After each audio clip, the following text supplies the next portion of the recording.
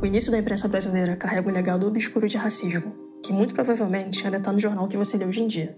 Eu sou Rafaela Batista, graduanda em jornalismo, e esse podcast vai tratar em 3 episódios sobre a perpetuação do racismo no jornalismo impresso.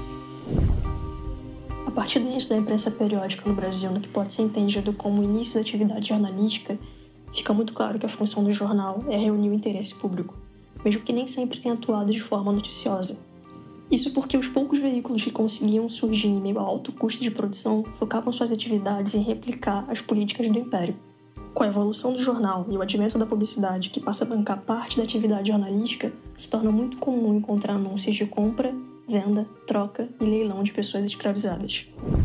Nesse episódio eu gostaria de abordar as práticas encontradas nos jornais O Constitucional e o Correio Paulistano, sendo esse segundo considerado o terceiro jornal diário do país. E um dos seus anúncios, o Correio Paulistano, trouxe na edição de 1879 os seguintes dizeres: precisa-se comprar uma escrava de meia-idade sem vícios que saiba cozinhar. Informações à rua direita ao número 7. Enquanto estudante de jornalismo, sempre foi muito difícil para mim associar e entender o porquê de grandes jornais, grandes veículos impressos ainda cometerem deliberadamente práticas racistas em suas manchetes. Dentre elas, o que mais me chamava a atenção era o termo jovem de classe média, sempre atribuído a pessoas brancas. E eu sempre me perguntei por que o jornalismo defende tanto as pessoas de classe média? Por que esse termo é tão utilizado quando uma pessoa branca está cometendo um crime? A partir do desenvolvimento desse artigo, eu parti de 2 pressupostos. O primeiro é de que o jornalismo sempre foi racista. E o segundo é de que esse racismo conseguiu evoluir aos dias atuais. Quando eu defendo o pressuposto de que o racismo conseguiu evoluir desse início de imprensa macabra que a gente tem na atividade jornalística, é dizendo que a gente não vai mais encontrar anúncios nos jornais, você não vai abrir o jornal e encontrar um anúncio de uma pessoa que está sendo escravizada, vendida ou leiloada.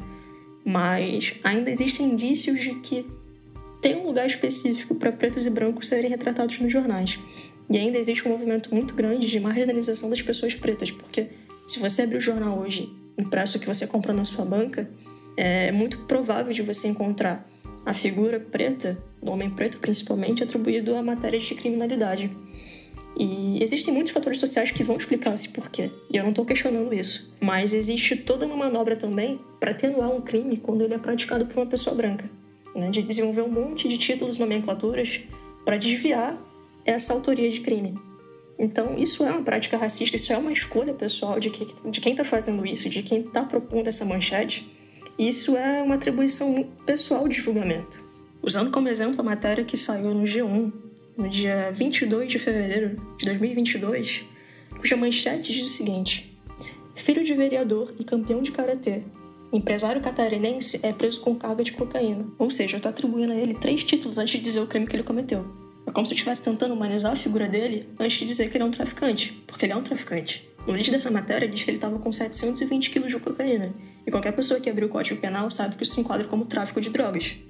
E, bom, não obstante, quem escreveu essa matéria foram 2 mulheres brancas.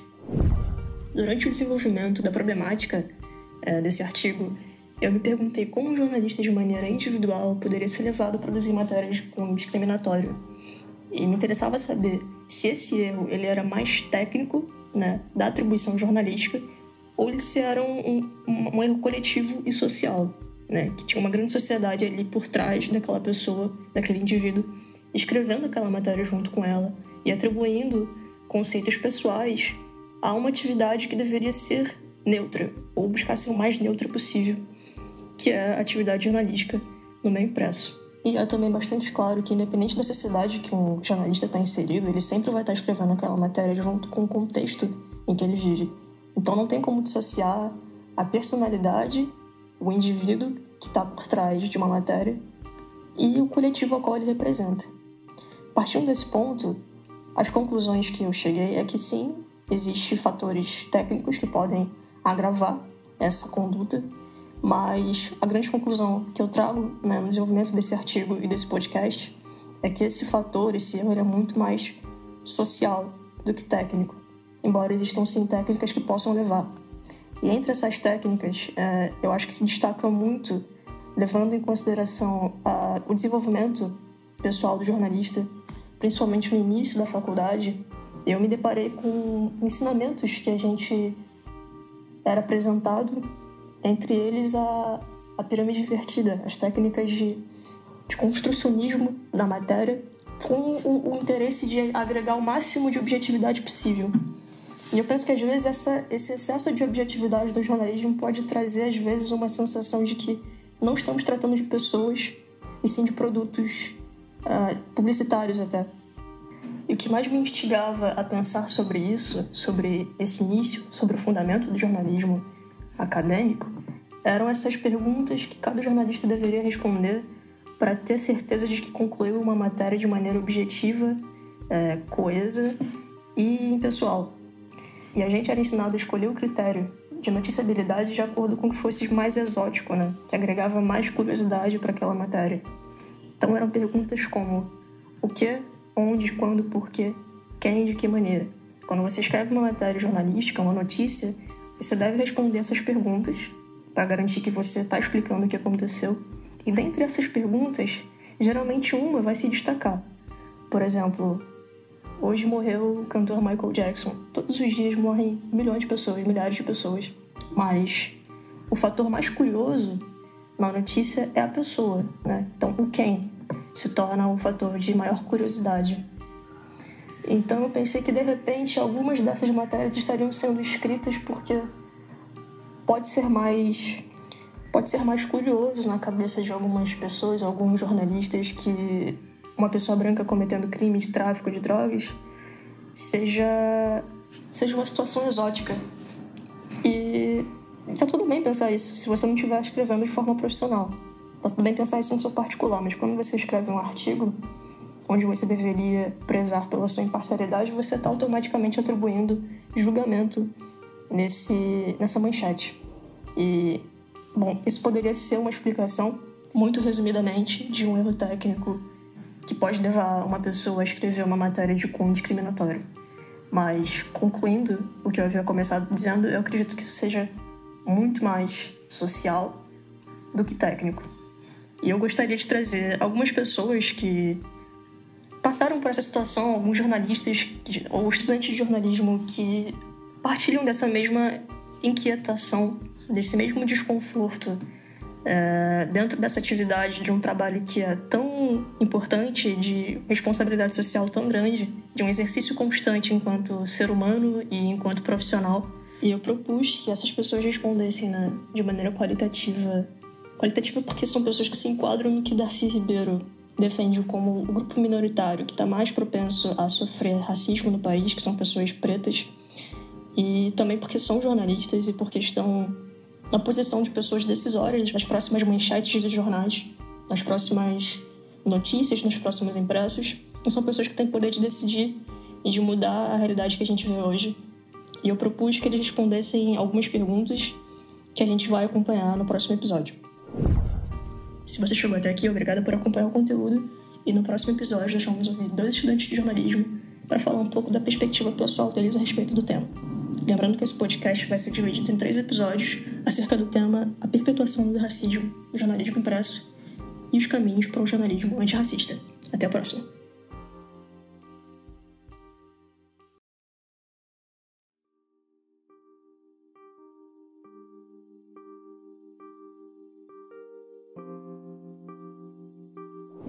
No primeiro episódio desse podcast, eu expliquei um pouco sobre o início da imprensa brasileira e do jornalismo, e como o racismo estava inerente a essa prática desde o início.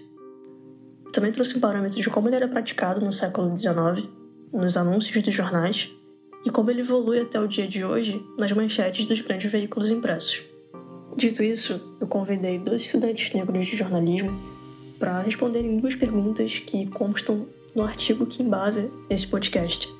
E a primeira pergunta é: qual a experiência do estudante negro ao se deparar com esse jornalismo, com essas práticas, com esse passado, e quais as perspectivas que ele tem para o futuro de mudança em relação a isso, qual o sentimento que isso causa, quais são os desafios que isso trouxe na jornada pessoal e na jornada profissional dessa pessoa, e quais os caminhos, para o jornalismo antirracista, para a erradicação desse tipo de comportamento nos grandes veículos, não só impressos, mas também, principalmente no impresso, mas em outras mídias também.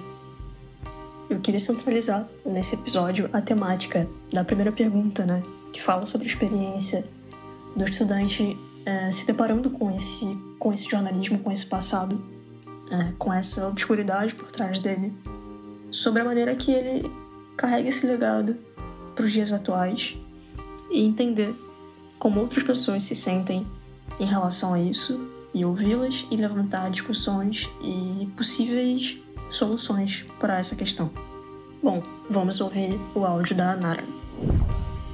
Oi, meu nome é Nara, eu sou estudante de jornalismo e refletindo sobre a pergunta da Rafa, como eu me sinto em relação a matérias racistas no jornalismo impresso, para ser direta, reta, violentada, me sinto ultrajada e me sinto com mais necessidade de ocupar espaços como jornalista. Isso vem diretamente de mim. Eu sou uma mulher preta, periférica, nascida e criada num dos bairros mais periféricos aqui de Fortaleza. E quando eu vejo uma predisposição para chamar o preto favelado de traficante e o branco classe média de dependente químico, usuário, quando você vê isso nas cabeças das matérias, isso me violenta, isso vem em mim. E já respondendo a segunda pergunta, como que eu acho que isso pode ser resolvido, como que a gente pode se portar nisso, eu acho que é ocupar espaços, é colocar a gente preta dentro das redações, é colocar a gente preta nos cargos de editores dos jornais, é a questão da responsabilização. A gente vê erros recorrentes de certos jornalistas, de certos veículos, colocando uma matéria racista atrás da outra e a gente não debate isso, não coloca nomes dessas pessoas.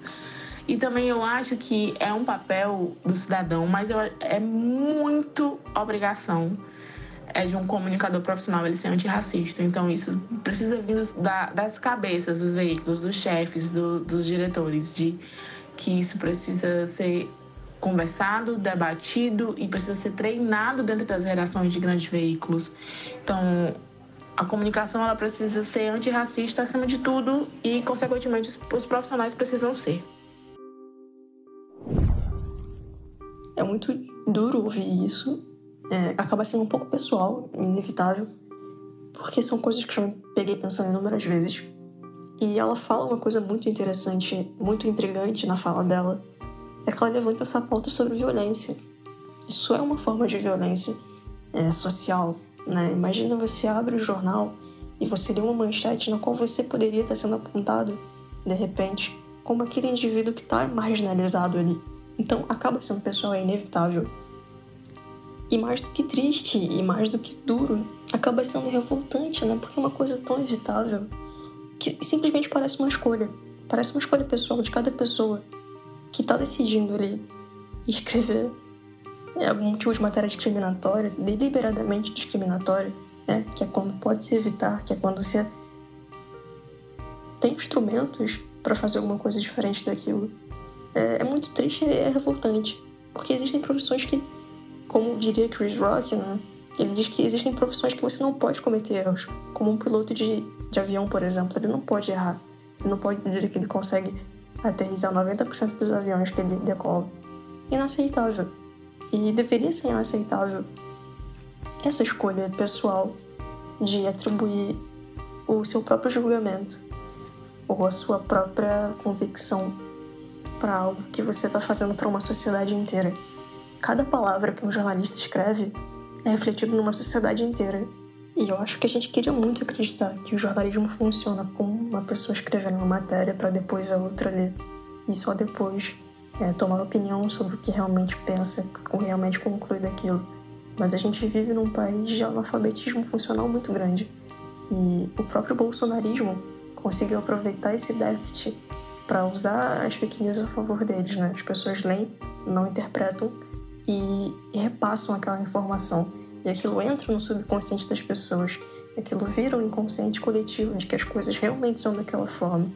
Então, quando você escreve matérias de cunho discriminatório, com brancos e pretos, você induz aquela pessoa a associar o preto de uma forma e o branco de outra.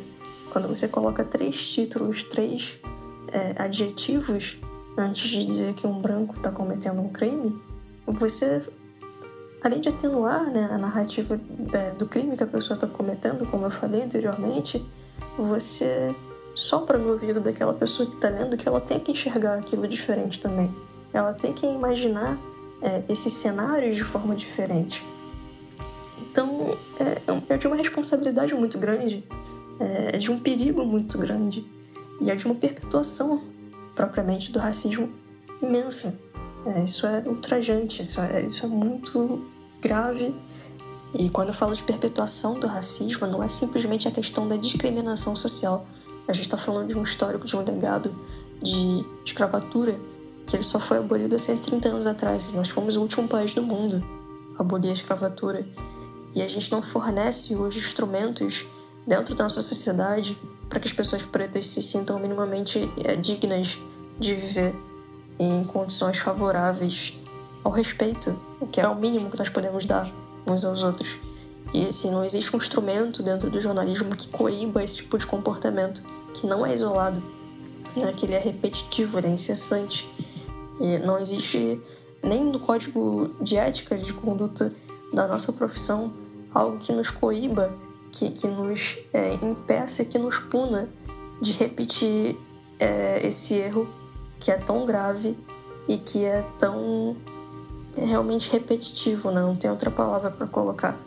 E se existe essa repetição, provavelmente não é em vão, provavelmente não é por acaso e não é de forma inocente, não é de forma ocasional, né?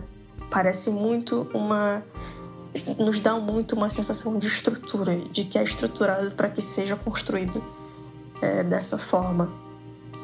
E eu gostaria de, no próximo episódio, abordar no tema do antirracismo quais medidas a gente poderia tomar, o que cabe a nós enquanto sociedade cobrar das instituições, dos grandes veículos, não só de imprensa, mas de jornalismo alternativo. O que a gente pode fazer para fiscalizar esse exercício do jornalismo, né?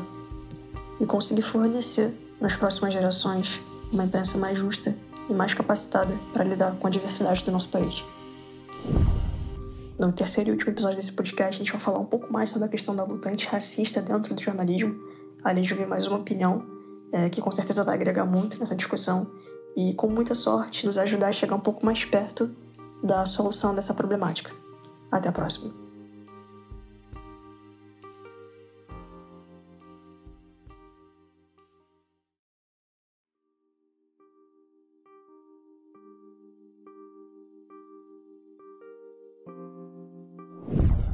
Olá, meu nome é Ana Carolina, sou estudante de jornalismo e como futura jornalista e mulher preta, eu me sinto pessoalmente agredida quando eu leio matérias com manchetes, por exemplo, jovem, estudante, jovem de classe média alta, suspeito, quando algum crime é protagonizado por uma pessoa branca, endossando aquele crime, suavizando esse acontecimento. Mas quando é um jovem preto, periférico, favelado, já é bandido, traficante, uma pessoa ruim. Sempre um adjetivo muito pejorativo linkado à pessoa preta. Eu sinto que isso fomenta ainda mais o racismo e o preconceito. Isso fomenta o pensamento de que pessoas pretas são perigosas e que estão sempre ligadas ao crime, à criminalidade. E acredito que, para combater isso, a gente precisa começar a punir os jornalistas que escrevem esses artigos, que são racistas. Então, um conselho de jornalismo funcionaria muito para que a gente conseguisse tomar medidas em relação a isso. Além de, claro, a gente ocupar esses espaços, as pessoas pretas conseguirem trilhar uma carreira e chegar nesse patamar de escrever matérias e se colocar como protagonista nessa história. A falta de um conselho regional de jornalismo, eu acredito que seja muitas vezes um grande alicerce a favor da impunidade que fica para veículos e pessoas que praticam essa diferenciação gratuita nas matérias das quais a gente estava falando nesses últimos 2 episódios. Mas educar parece muito mais definitivo do que punir. muito embora isso não se trate só de penalização. O conselho, né, das profissões, ele serve sobretudo para fiscalizar a atividade, fiscalizar a regulamentação do exercício daquela profissão e garantir principalmente que o código de ética da profissão que aquela pessoa escolheu seguir está sendo cumprido por ela com responsabilidade que se espera daquilo.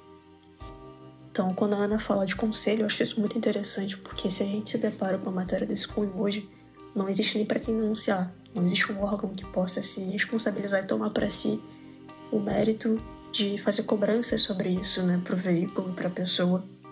E isso é um ponto que com certeza conta muito no desfalque que isso faz para a nossa profissão.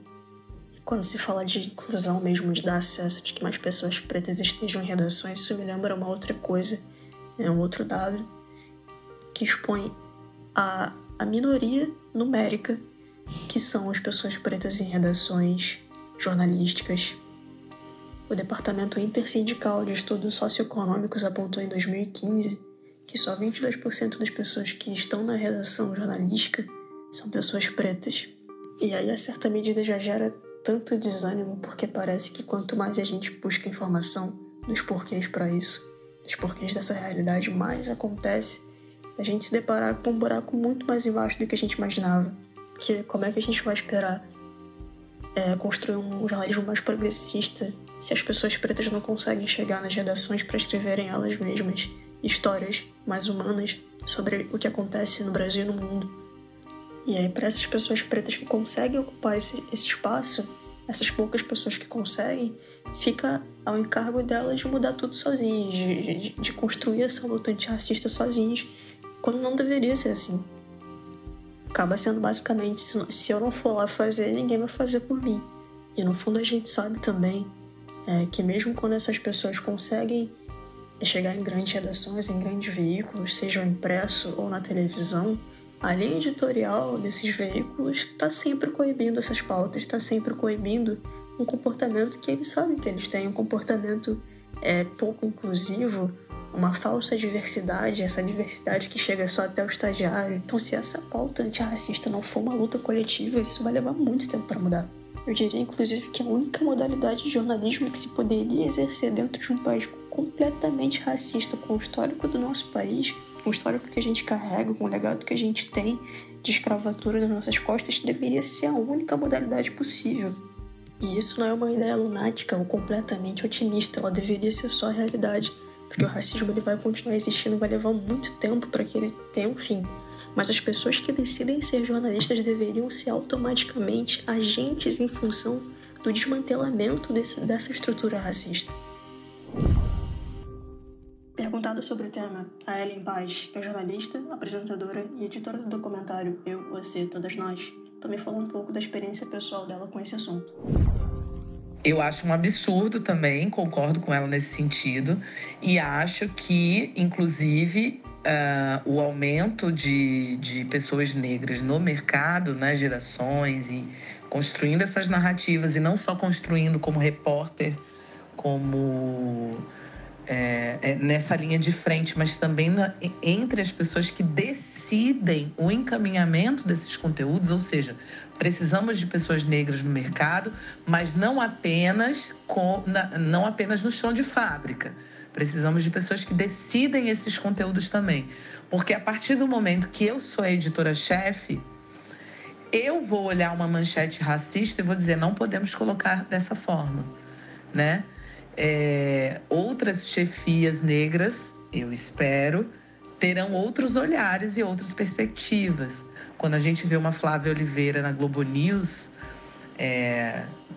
citando aqui o caso do George Floyd, que foi pontuado, que colocaram num programa de estúdio, todas as pessoas comentando, todas eram brancas. Isso foi pontuado, apontado pela sociedade civil, e eles, em seguida, cataram lá uma meia dúzia de pretos que tinha na Globo para fazer um programa só com essas pessoas fazendo comentários. E a partir de então, a Flávia Oliveira passou a ser uma comentarista fixa, que ela não era, né? Então, eu acho que, assim, escorregadas, erros existem e são milhares. A mídia é racista porque a sociedade é racista. Quem está construindo as narrativas ainda são pessoas brancas. Quem está decidindo os conteúdos e como esses conteúdos vão são pessoas brancas. Então, assim, é difícil que realmente essa narrativa mude se a gente não mudar a estrutura. E a estrutura precisa contar com essa representatividade, não só a representatividade, mas com paridade e também em lugares de decisão. Certo? Então, nesse ponto, eu concordo que é isso, é um absurdo ainda estarmos nesse sentido, mas eu acho que de quando eu estudei lá na faculdade, em 2000 que eu entrei, para 2022, a gente andou um bocado nesse debate, entendeu? Na minha época de faculdade, simplesmente isso nem era notado. Esse tipo de manchete racista ou de cobertura jornalística racista não era nem apontada, assim, as pessoas não viam diferença nenhuma, entendeu? Hoje, só o fato de existir um apontamento e as próprias empresas jornalísticas ouvirem esse apontamento vindo da sociedade civil e decidirem mudar alguma coisa, mesmo que a gente não saiba que, enfim, colocar uma bancada negra uma vez na vida esteja mudando de fato a estrutura, mas eu acho que é um sinal de que a gente já está mais avançado do que no tempo que eu entrei no mercado de trabalho.